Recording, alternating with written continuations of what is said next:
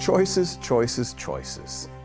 Some researchers say that you and I make anywhere from 3,000 to 35,000 choices a day. When to get up, what to wear, what cologne, what perfume, what makeup, what to eat, which lane to drive in, and all we're doing is going to work. The choices are endless. You'd think with all these choices that you and I would be pretty good at this thing. We'd be pros. Well, actually, we're not. It's been shown that having more choices does not result in a better outcome. Rather, we tend to take longer to decide, we make poorer decisions, and we don't feel as good about them after making them. Fewer choices might be better. More focused choices would be best. Focused decisions on His will being done. When we follow the examples that we find in Scripture, and one of the great stories of Scripture from Jesus' experience in the Garden of Gethsemane just before Calvary, He went there wrestling with, is it my will or thy will that's going to be done? Is it a cross that the Romans offer me or a crown the people would like to give me? He prayed, Father, take this cup from me. Not wanting to go to that excruciating death, he begged, Lord, take it from me, but yet he listened to God's will and God's voice.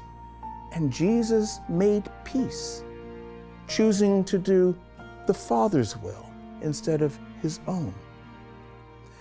The choice that you and I have to make every day will not be as dramatic as that.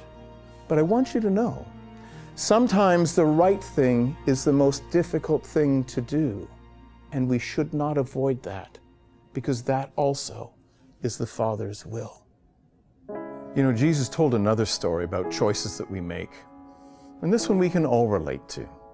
A story about a tourist visiting a big city who ended up in the wrong part of town. He's mugged and beaten up pretty badly and left propped up against a wall, bleeding and moaning. The man's there in need, and Jesus illustrated choices. The first was a city employee who drove by because she was talking on her cell phone. She only glanced at the poor man and made a mental note to think about talking to the police chief about vagrancy. And then the next choice by a young lawyer, rushing to get to his church's midweek service. He drove by but only noted an extra prayer request to share that evening. And then the third choice. A person walked by, an illegal immigrant. You pick the country he's from. He'd worked all day sanding drywall, and as everyday laborer, he gets up early every morning at 4 o'clock and goes to the 7-Eleven parking lot, hoping against hope that someone will come by and give him work, and then pay him at the end of the day. He doesn't know earthly security, only the hope in his heart that God will help him. He sees the tourist bleeding and moaning. So the alien calls for a cab and waits until the cab shows up, because cabs don't come to that part of town. He had to call 3 times. He loads this tourist into the cab and takes him to the hospital. After paying the cab fare, he goes in and speaks to the charge nurse, explaining what he knew about the situation.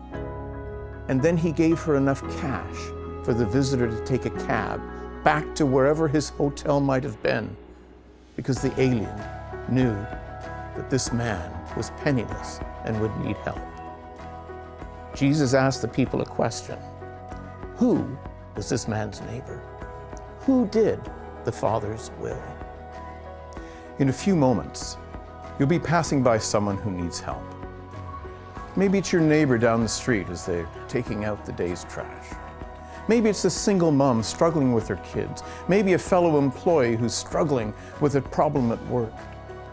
Maybe it's someone lost and anxiously trying to find their way so they can get to help their loved one.